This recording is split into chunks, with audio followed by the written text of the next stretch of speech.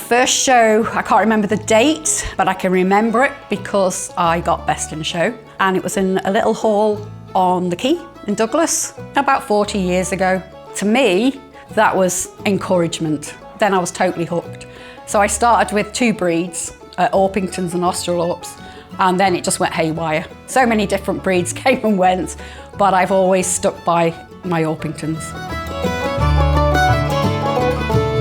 I've kept pigeons since about 1962. What you judge on a pigeon of this type is its vitality, its strength. These are the flying breeds.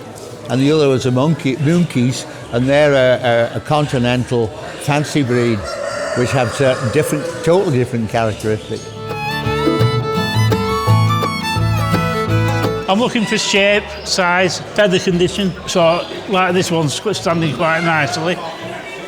The others have been lazy. Or they haven't had plenty of training. Nice teeth, nice feet, nails are nice and short. Right, well, here's one is class. This little pig's just cleaned up. This bird either flies away or it's going to sit in my hand. What we don't want it to do is to paddle its feet.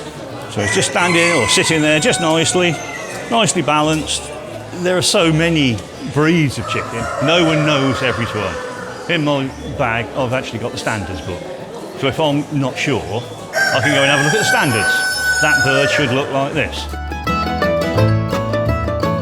My biggest standout show would be way back in the middle 60s. Onchan used to have a show, and that was always on New Year's Day. And it was at the old Cunningham's camp in Victoria Road. And I happened to come out top that day. I won the whole show sort of thing and became champion. Well, I don't show anymore, but I still love coming.